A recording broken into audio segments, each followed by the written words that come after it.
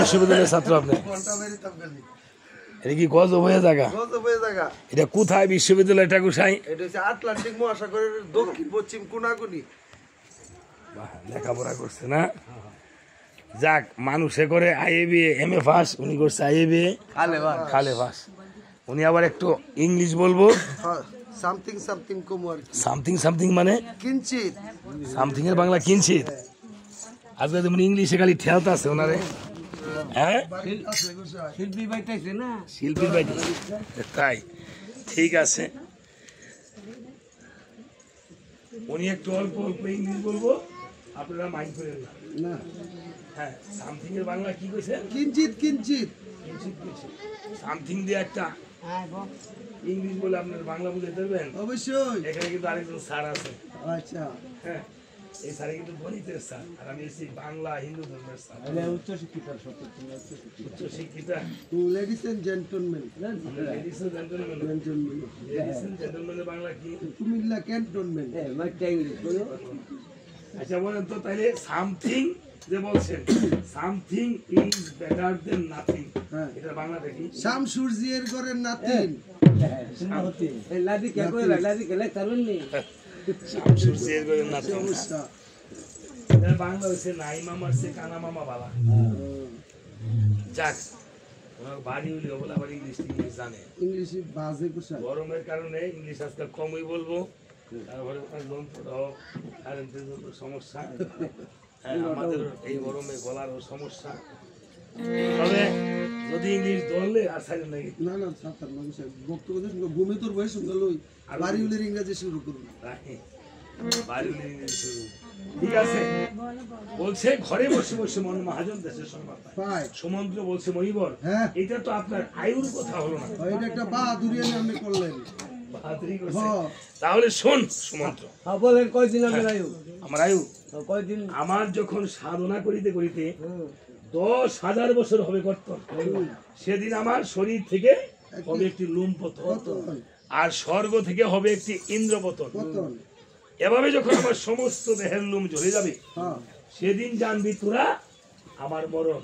আয়ু তো কম হই, বাংলাদেশের ছাত্র হওয়া শুরু করছে, ইন্ডিয়া মেলা করছে। বাংলাদেশ থেকে ইন্ডিয়া গেছি, নেপাল থেকে অফার আছে। হ্যাঁ, নেপালি গান, নেপালি ভাষায় কেন করবো? নেপাল বাঙালি যারা থাকে তারা বলছে আপনি আসেন, আচ্ছা আমাদেরকে ভারত গেলে গান করে আসবেন। ঠিক আছে মণি ঠাকুর, এই ধরো তোমার নিমন্ত্রণের পত্র। তুমি তাড়াতাড়ি যাই হোগা। নিমন্ত্রণের পত্রখানা পেয়ে মহাসন্তুষ্ট হলো, অযোধ্যা যাবো বলে মণিকে বিদায় করে দিল। তথা হতে সুমন্ত্র করেছে গমন, নিমিষে দুর্বাসা মুনির আশ্রমে গিয়ে দিচ্ছে দর্শন। দুর্বাসা মুনির আশ্রমে গিয়ে দেখিবারে পায় মণি ঠাকুর যেন ধ্যান করে বসে আছে, দেখা যায়। মণি ঠাকুরকে ডাকছে সুমন্ত্র, এই মণি ঠাকুর। আরে ও মণি ঠাকুর, কিসের মণি ঠাকুর? আমার বাবার দাদা শ্বশুরের নাম। আমাদের বাবার দাদা শ্বশুর নাম মণি ঠাকুর। মণি ধ্যান ভাঙতেছেন, আবার এই মণি ঠাকুর। আরে তোমার কি বদির হলো নাকি? হঠাৎ করে মণি ধ্যান ভেঙে প্রধান্বিত হয়ে বলছে, কে রে আমার ধ্যান ভেঙেছিস? তোকে, তারপর তাকে, তারপর রামচন্দ্রকে, তারপরে আমি নিজে নিজে আবার বলতে দেবো কে? বলে নিজে নিজে বলতে দেবো। ঠিক আছে, সুমন্ত্র বলছে মণি ঠাকুর আমায় ক্ষমা করে।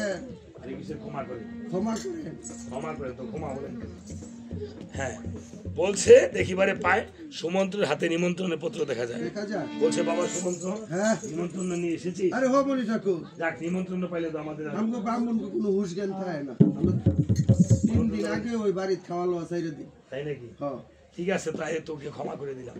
তবে আমার দক্ষিণান্তটা মানটিটা একটু বাড়ায় বড়াই দিয়ে দিবি। মানটি মানে এই টাকা পয়সা, টাকা পয়সা বাড়াই দিলে ক্ষমা করে দিই। ক্ষমা করে দিব, অসুবিধা নাই, দিব বাতি যায়, অসুবিধা নেই। হ্যাঁ, তবে আর কি লাগবে আপনার? আমাকে এক জোড়া বস্ত্র দিতে হবে। ও, বস্ত্র তো লাগে না? হ্যাঁ, বাতিজা যদি বস্ত্র থাকে, নারকেল দিতে হবে। যদি বস্ত্র থাকে তাহলে দিও, এটা তোমার কাজ আছে। যখন 1 লক্ষণ 60,000 হয়ে দাঁড়াবে, তখন এই বস্ত্রটা তোমার দান করতে হবে। আর যদি না থাকে তো একটা থালা দিয়ে কিছু দুধ কিনে দিয়ে একটা পান দিয়ে নিয়ে এসে রাখি, আমি বলবো। এক জোড়া বস্ত্র দিতে হবে। হ্যাঁ, এক জোড়া নারকেল, একটা রাবির টিন, একটা কুটার পাড়া, একটা ব্যানকারি, একটা 12 বছরের পোলাপান। কুড়ার ভাড়া, রাবের টিন, এগুলি নিবেন কেন গোসাই? গোসাই আমরা যে সঙ্গে মানুষের বাড়িতে গিয়ে খাই, গলা পর্যন্ত বইরা খাই, কোনো বাড়িটা হজম হয়, কোনোটা হয় না। যেটা না হয় এটা বাড়িতে না গিয়া খেরের মধ্যে আগুন দিয়া পেটের মধ্যে রাব মাইকে যদি সেক দেই তো মিশা জায়গা। মানুষ ভালো না না, হ্যাঁ, এলে মানুষ ভালো হলে খাইলে যাই খায় সব হজম হয়ে যেত। কি খায় চিন্তা করছেন না? পরে ডাবাইয়া এদিকে রাব মাইকে বলে কুড়ার ভাড়া আগুন লাগে আবার সেক দেয়। চিন্তা করছেন খাওয়ার ফুলের মধ্যে না দেয়, ফুলের মধ্যে সেক দেয় না, বলে ফেরের মধ্যে সেক দেয়। ঠিক আছে, যাক, এখন কিন্তু আমরা আর এই খাইতে পারি না। না কালকে রাতে কয়টা খাইছেন? চারটায় না? আজানের সময় খাইয়া আর সারাদিন 12টা পর্যন্ত খাইতেছে। এই বলে সুমন্ত্র বলছে, মণি ঠাকুর, হ্যাঁ তাহলে তুমি কি যাবে না? হ্যাঁ যাবো সুমন্ত্র, তবে তোমার একটা উপকার করে দেই। হ্যাঁ হ্যাঁ উপকারটা করতাম নাকি? করো উপকার। উপকার করতাম না, আমি গুছে রাখিও আমার উপকারের বাগে কেন গুছে কথা উপকারের বাগে, আর ওরা উপকার করবেন। কেন করবেন? আমার যদি উপকার করে, ধরেন আমি মরে গেছি, আমার মরা আত্মা এলাম না লিখে আসি, আমি না হয় আপনার মারিলাম না, ধরেন উপকারে আপনি উপকার করবেন। এক লোকে বলে 500 টাকা চাইছে, আমি আজকে খাবার নাই, 500 টাকা তোমার 500 তোমার 1000 দিলাম, 500 টাকা তুমি চাল কিনবা আর 500 টাকা একটা বাস কিনবা, বাস কিনতে পারে আমার বাসটা কবে দিবা? এই বলতো 4000 আমি উপকার করছি, তারপরও উপকার করতে হয়। কেন? আপনি কারো উপকার করলে সে যদি স্বীকার নাও করে, আপনার মৃত্যুর পরেও তার আত্মাটা হলো আপনার জন্য আশীর্বাদ করবে। মানুষ মানুষের জন্য। তাই বলছে ঠিক আছে সুমন্ত, উপকারটা হলো অযোধ্যায় করে যাও গমন, হ্যাঁ আমি যুগ বলে করে দেবো 60,000 মণি ব্রাহ্মণকে নিমন্ত্রণ। যুগ বলে মানে ধ্যান যুগে নিমন্ত্রণ করে দেবো। ব্রাহ্মণরা তো ধ্যানের মাধ্যমে সব কিছু করতো, আর এখন যেমন মোবাইলে করে এক জায়গায় বসে সব জায়গায় এক জায়গায় করে সব করে দেয় না, আগে ধ্যানে করে দিত। কর্তারা মণি ঠাকুর। মণি ঠাকুর, মণি ঠাকুরই তো ব্রাহ্মণ। আগের ব্রাহ্মণের মুখে আগুন করতো, যা বলতো অভিশাপ দিত, লাগে দিত না। এখনো আছে। তবে ব্রাহ্মণরা অভিশাপ দেয় না। যাক, এই রাখেন, সবারই নিমন্ত্রণ করছেন তো? হ্যাঁ সবাইকে বলবো, কাকে কাকে বলবা তুমি? ওই যে আঙ্গো বাচ্চালাকে বলবো, ওই যে অর্গানটিং নট কারেন্ট নাই তাকেও বলবো, ক্যাটালিককে বলবো, ওই যে কুলিউলার শালাকে বলবো। উনিওরা শালাকে বলবো যে, হ্যাঁ আমরা রাজার কাছে নয় হয় না যাই হওয়া। আচ্ছা ওনায় যে বলছে খুলিউলা শালা, ওনায় কি খুলিউলা শালাইলা শালা লাগে? আরে কি শালা কুলি আলা বলে বলে হে দাঁত দাঁত তো নাই, হ্যাঁ, দাঁত নাই, দাঁতের লাগি বলেছে। রাতে লেগে বলে বলেছে, বলবো খুলিউলা কয় খুলিউলা শালা। ও আমি কথা বলেন না, না না ডাইরেক্ট কিন করছিলাম, এটা আবার কেমন ইংলিশ? ঠিক আছে, এবার সুমন্ত্র চলে এসেছে। হনুমানকে প্রভু রামচন্দ্র বলছে, হনুরে বাসাদন, আমার মিত্র যে রয়েছে, মিত্র মানে বন্ধু, আপনার বন্ধু কখনো কখনো এমন বন্ধু থাকে যারা আত্মীয়র চেয়ে বেশি। এই যে আমার স্যারে আমি বললাম যে দাদা কি হয়, এরা আত্মীয় না, কিন্তু আত্মীয়র চেয়ে আমার অনেক সময় আপনার বন্ধু আত্মীয়র চেয়ে আরো বেশি সম্পর্ক। ভগবান রামচন্দ্রেরও ঠিক মিত্র ছিল। বাবা আপনাকে যেদিন শ্মশানে নিয়ে যাবে, আমার জ্যাঠামশাই বলতো আমি যেদিন চলে যাব, যেদিন আমাকে যারা যারা দেখতে পাবে বাবা সবার নামটা লিখে তাদেরকে পারলে 1 গ্লাস জল হলো আমার সাথে তারাই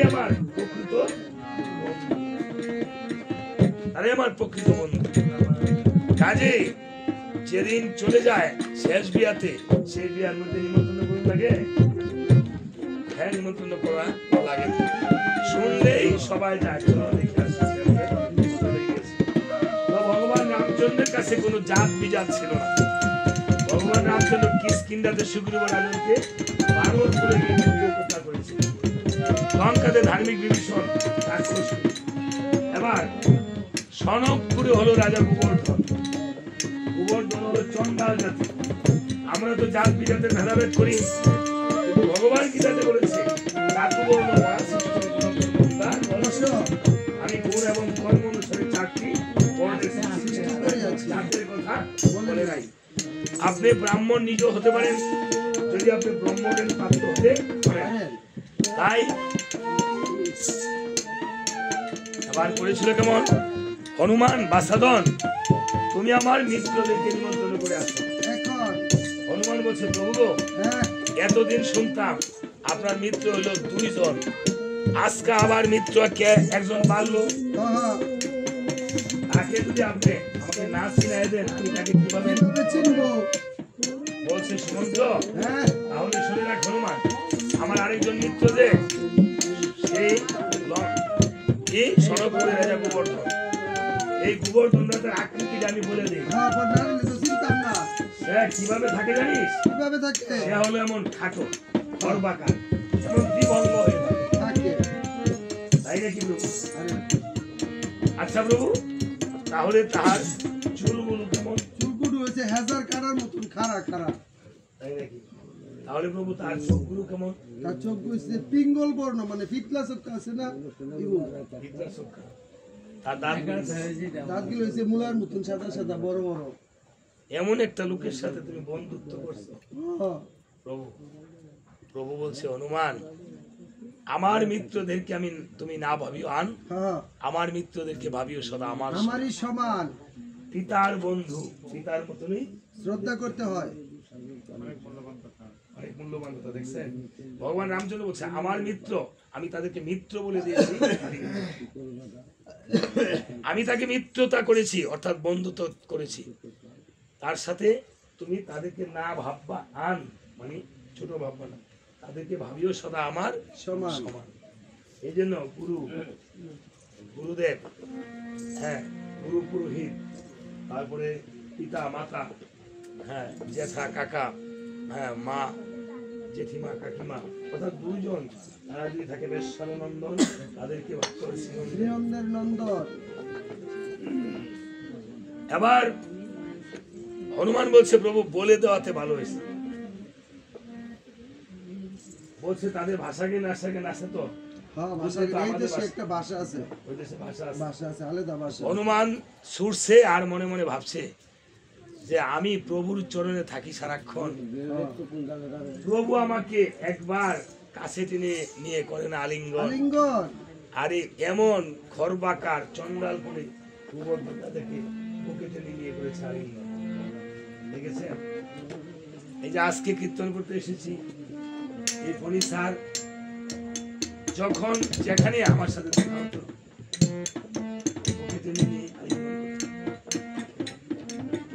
চোখে চোখে চাউনি হতো, আপনি এই যে ভক্তরা এসেছেন মা একটু আলিঙ্গন করবেন, প্রেমালিঙ্গন, চোখে চোখে চাবেন, দেখবেন এই চোখের মধ্যে আমাদের 2টি করে তারা রয়েছে, 4ই চন্দ্র। আপনার চোখের দিকে চেয়ে দেখেন, আমাকে দেখা যাচ্ছে, আমার চোখের দিকে আপনাকে দেখা যাচ্ছে, চোখের মধ্যে কালার চাঁদ রয়েছে। লালন ফকির গান গেয়েছে, 4ই চন্দ্রে দিচ্ছে জলক মণি কোঠার মাঝারে, যে দেখ না রে মন নজরে। আর প্রেমালিঙ্গন করলে কি হয়? ভক্তে ভক্তে এই মনের তিতাব জ্বালা দূর হয়।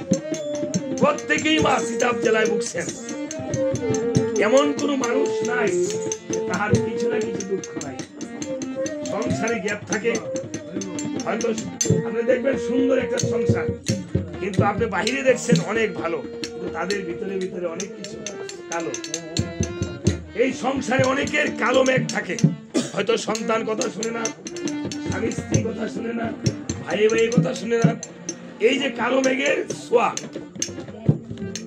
বা দুঃখ রয়েছে, ঠাকুরের কাছে কাঁদেন, হে ঠাকুর আমার সন্তানটাকে তুমি চাকরি দাও, আমার ছেলে মেয়ের বিয়ে দাও। বাবা বাহিরে মেঘ আসলে আমরা ঘরে যাই, ছাতার নিচে যাই, ঘরে যাই, কিন্তু এই হৃদয়ের মধ্যে, এই হৃদয়ের দেহের মধ্যে যদি কোনো মেঘ আসে, ঘরের সংসারের মধ্যে যদি কালো মেঘ জমে, সেই কালো মেঘ দূর করতে হয় একমাত্র হরিনাম কীর্তন দিয়ে।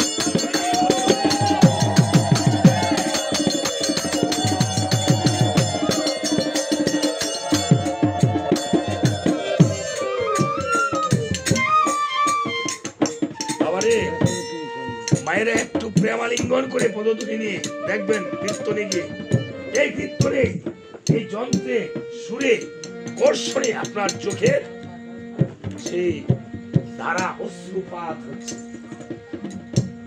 রামায়ণ কীর্তনে এবং কীর্তনে গিয়ে যার না হবে অশ্রুপাত, জেনে রাখবেন এই দেহে আছে শত অপরাধ, কর্ষিত হচ্ছে।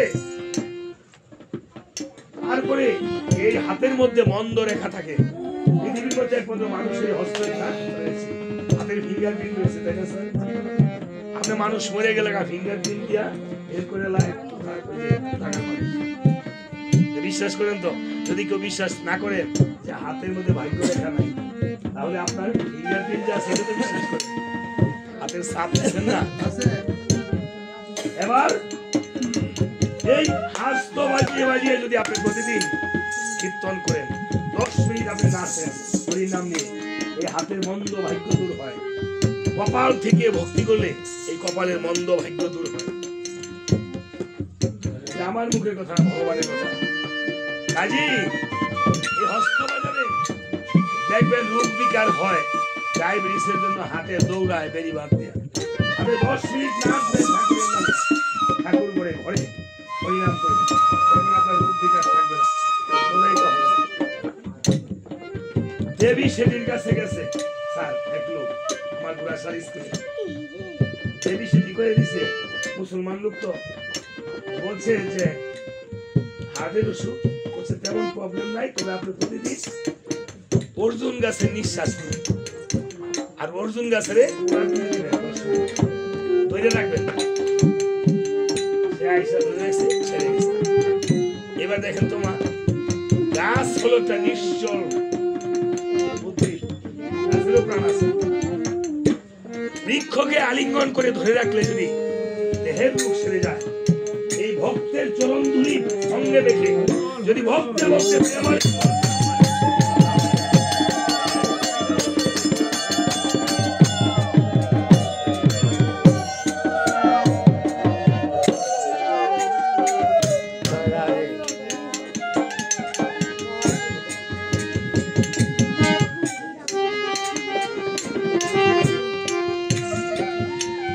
তাই হনুমান বলছে আমি এই জগতে ভক্তের করে ভক্তে ভক্তে আলিঙ্গন করে, ভক্তের মাঝে ভগবান আছে, ভগবান।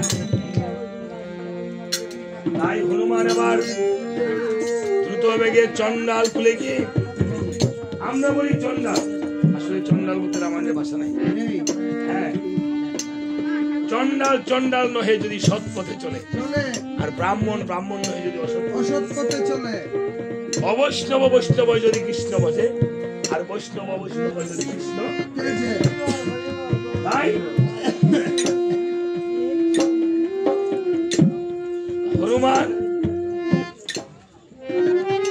কে দেখিবারে পায় রাজা গোবর্ধন যেন হরিনাম কীর্তন করিতেছে।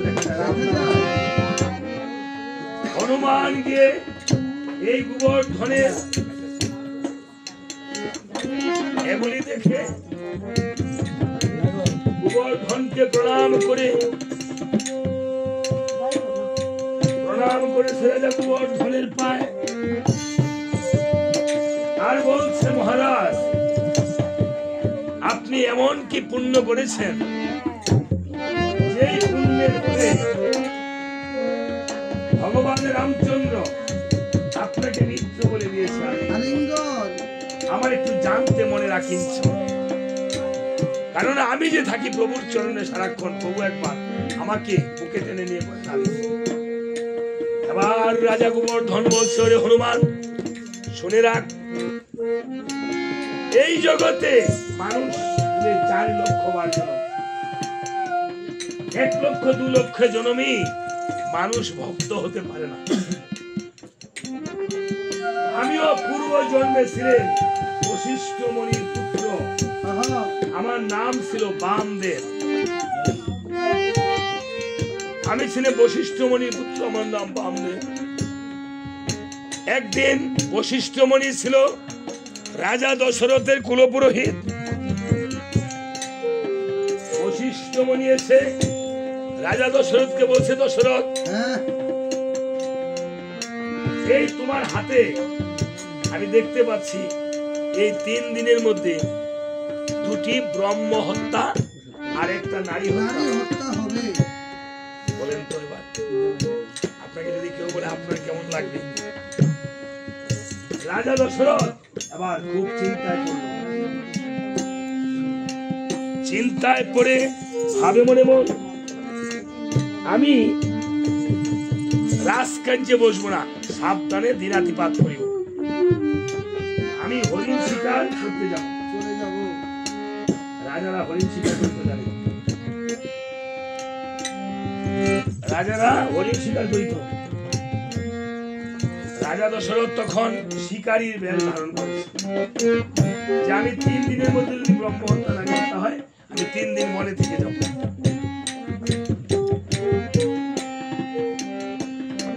রাজা আমি ভাবিতে চিন্তিত করেছিল মন, শিকারীর বেশ করে ধারণ শ্রীফলের বনে গিয়ে দিচ্ছে দর্শন। শ্রীফলের বনে গিয়ে একটি ধনুক বান নিয়েছে। সেই বানটা কি বান মা? শব্দবেদী বান। এই বানটা শব্দ অনুসারে চলে, যেখানে শব্দ হবে সেখানে গিয়ে বিদ্ধ হবে। এমন একটি বান নিয়ে, শব্দবেদী বান নিয়ে চলছে। কোথায় চলছে জানেন? শ্রীফলের বনে। শ্রীফল কি জানেন মা?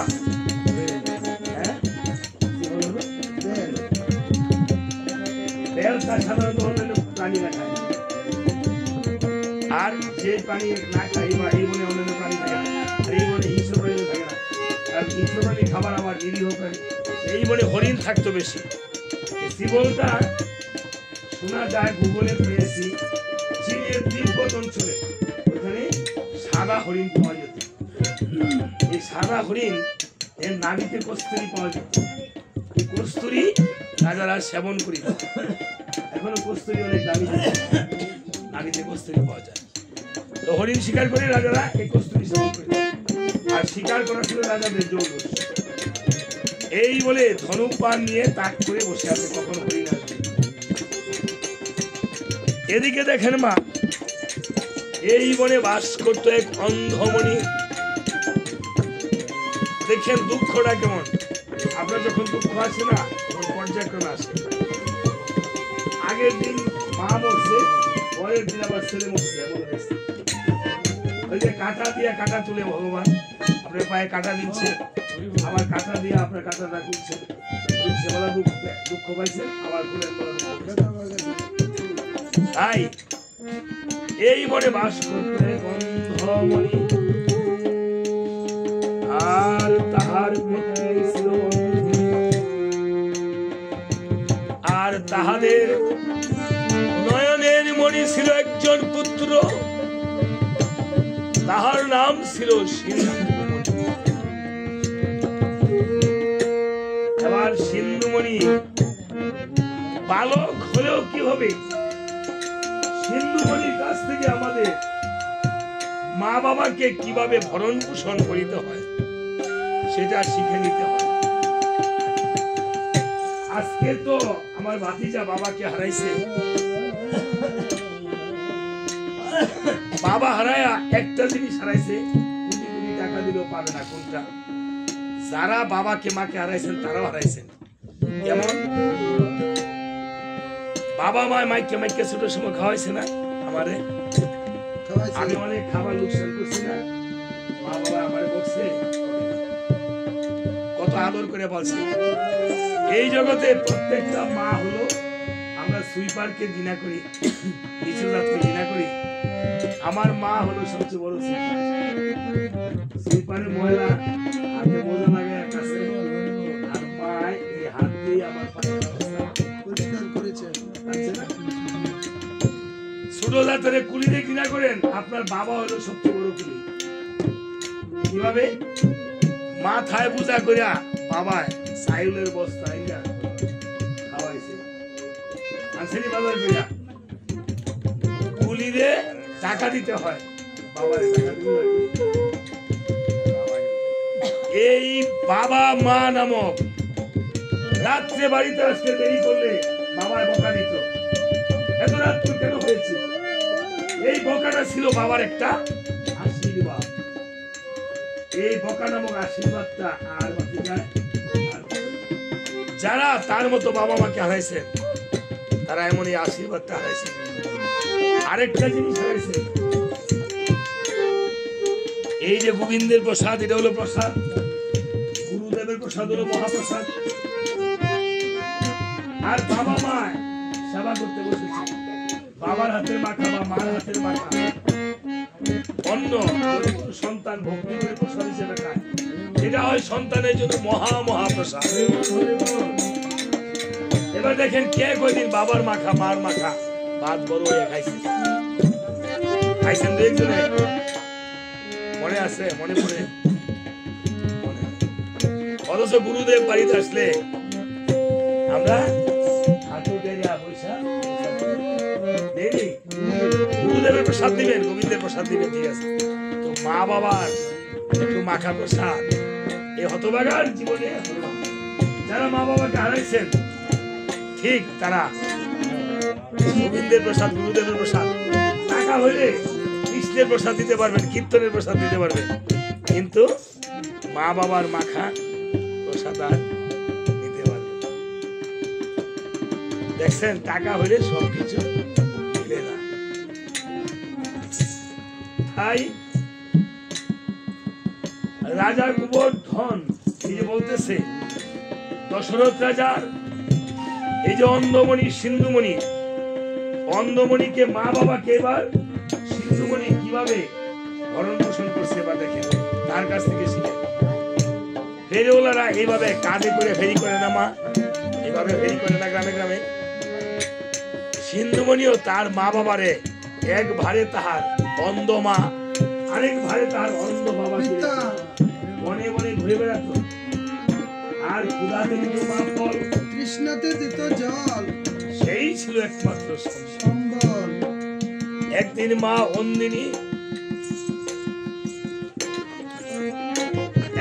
অন্দিনী কেঁদে কেঁদে বলছে, বাবারে সিন্ধুমণি,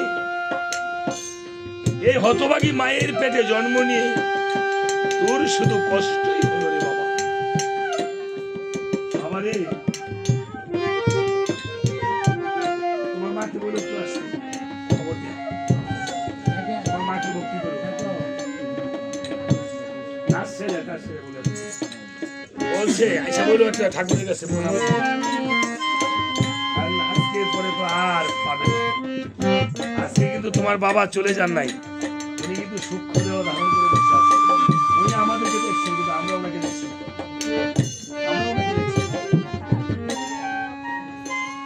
এবার বলছে, মা গো তুমি এই কথা কেন বলেছো মা? সন্তান মাতা পিতার ঋণ কোনোদিন শেষ করতে পারে না। মা গো তোমাদের দুটি চক্ষু নাই, আমাকে ভগবান দুটি চক্ষু দিয়েছে। মা গো আমাকে যদি ভগবান এই শক্তি দিত, আমার একটা চক্ষু মা তোমার চোখে, আরেকটা চক্ষু মা বাবার চোখে লাগাতে পারতাম। আমার চক্ষু দিয়ে যদি তোমরা এই ভগবানকে দর্শন করিতে পারিতে, তাহলে ছেলে হয়ে আমার মানব জনম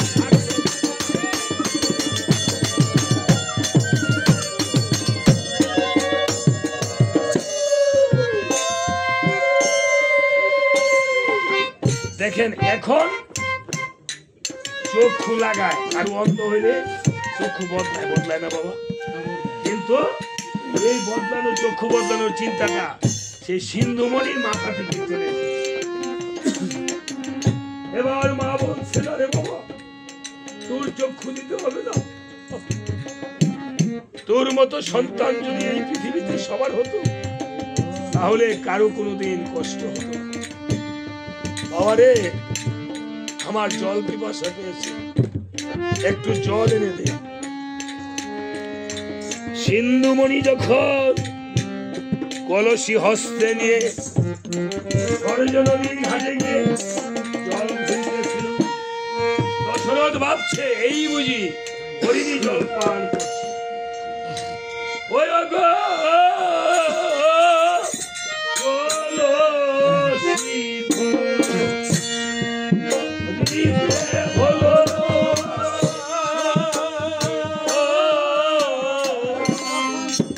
ভক্ষ ভক্ষ হনি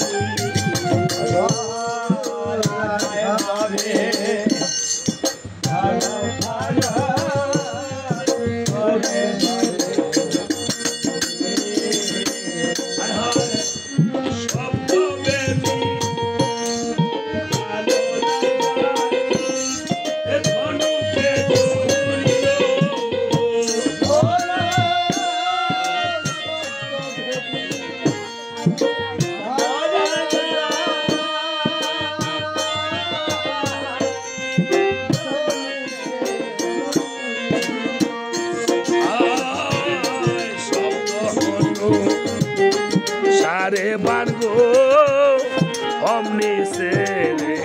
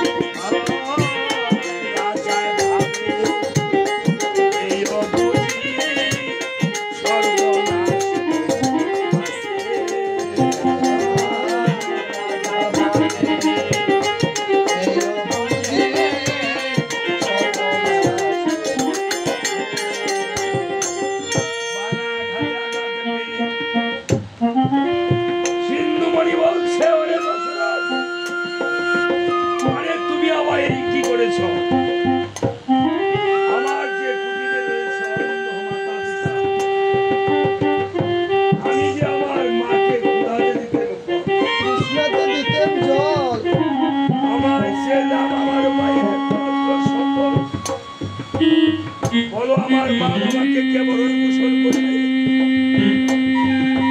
তবে আমি তোমাকে অভিশাপ দিলাম না, আমি যদি না বাঁচি, আমার দেহ থেকে যদি প্রাণ চলে যায়, আমাকে না পেলে আমার মা বাঁচবে না।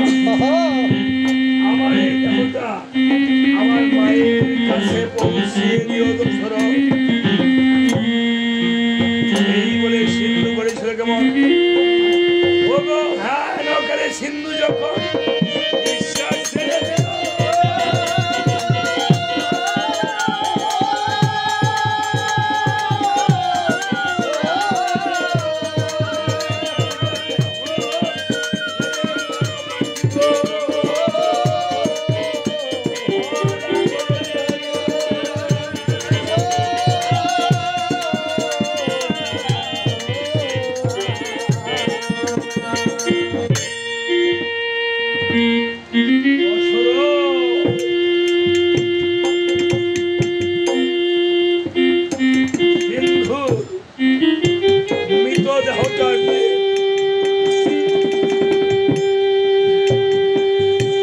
এইভাবে কুলে করেছি। যখন অন্তিনীর কুটিরের দিকে আসিতেছে, এদিকে মা অন্তিনী মনে মনে জেনে ফেলেছে যে তাহার পুত্র নিধন হয়েছে। মা কেমন করে জানল মায়ের সাথে যে সন্তানের নারীর সম্পর্ক রয়েছে? সন্তান হলো মায়ের, নারী কাটা ধন। সন্তান মায়ের, নারী কাটা ধন।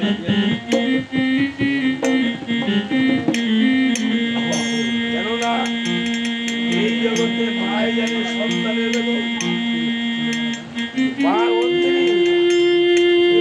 কেঁদে কেঁদে বলছে, ওগো অন্ধমণি গো, আমার প্রাণ কেন কেঁদে কেঁদে উঠছে গো? আমার মন বলছে আমার পুত্র বেঁচে নাই। অন্ধমণি বলছে, ওগো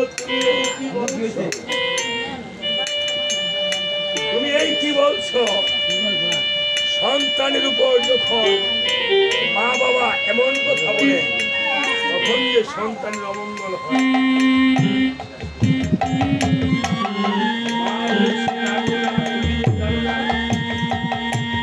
আমার পুত্র সিন্ধুমণি যদি বেঁচে থাকতো, তাহলে আমার এইভাবে বুক ছটফট করিত না, আমার কলিজা শুকাত না। কোথায় আমার সিন্ধুকে দাও?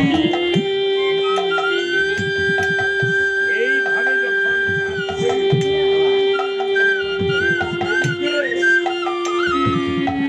দশরথের পদধ্বনি শুনে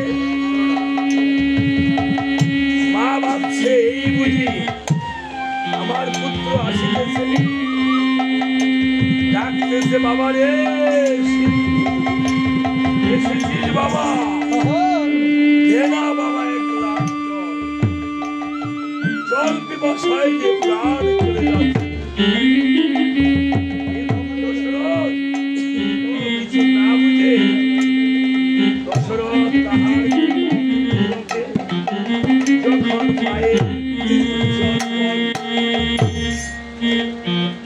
অমনি মা পুত্রের গায়ে ধরে দেখিবারে পায়, পুত্রের গায়ে যেন প্রাণ নাই দেখা যায়। কেঁদে কেঁদে বলছে, বাবা রে এই হতভাগী মাকে একা একা ফেলে কেন গেলি রে বাবা? বাবা রে একবার আমাকে মা বলে ডাক। ও বাবা, বাবা সিন্ধু রে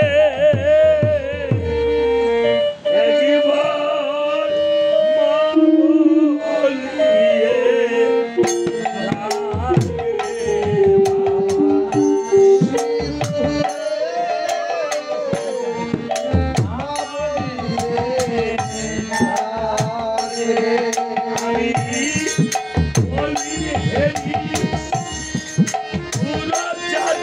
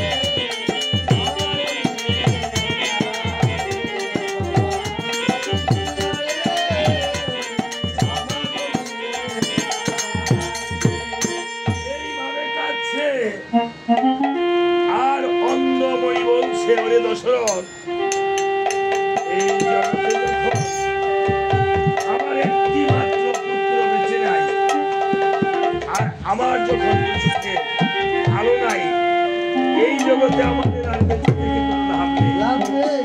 তবে জেনে রেখো, আমার যেমন পুত্র সুখে প্রাণ চলে যাবে, তোমারও যেন একদিন পুত্র সুখে প্রাণ পাখি চলে যায়। এইভাবে দশরথকে অভিশাপ দিয়ে তারা দুজনে এখানে প্রাণ ত্যাগ করেছে। তারা যখন দুজনে এখানে প্রাণ ত্যাগ করেছে, দশরথের ভাগ্যে যাহা ছিল তাহাই হল। দশরথ চলছে,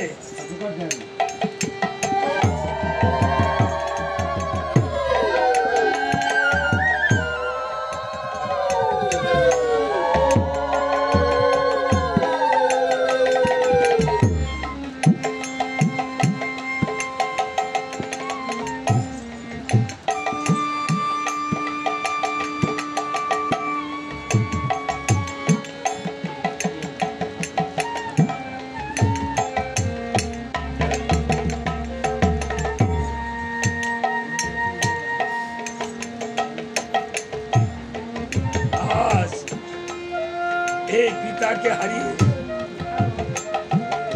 যে দুঃখ পেয়েছে, বট বৃক্ষের ছায়ার মতো যে পিতার মায়া ছিল, সেই মায়াটা তার উপরে নেই। আমি ঠাকুরের কাছে প্রার্থনা করছি, যেন ভগবান এই ফণিদাকে নির্বাণ মুক্তি দেয়। আমি যেই টাকা দক্ষিণা করেছে, এই টাকা যেন একদিন এই পুত্রের পিতার পারের কথা বলে না, পারের কড়ি হিসাবে চলে যায়। হরিবল হরিবল হরিবল হরিবল।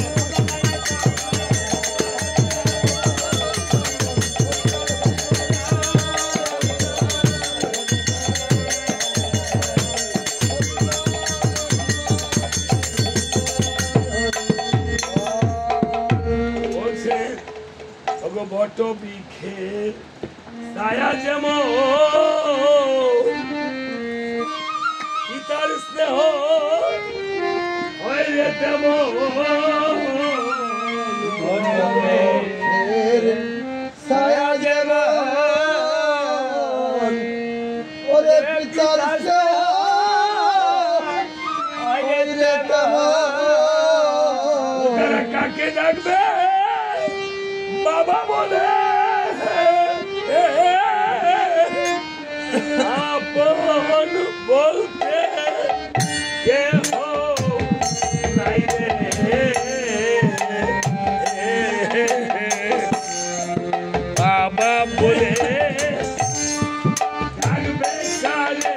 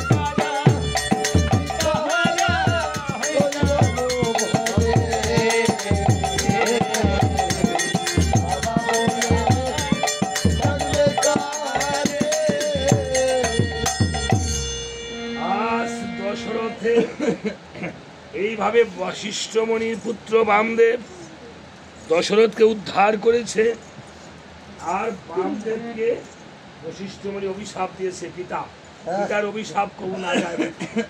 বলছে বামদেব, তুমি মূর্খ দশরথকে উদ্ধার করেছো, যাও তুমি চন্ডাল করে গিয়ে জন্ম ধারণ করো।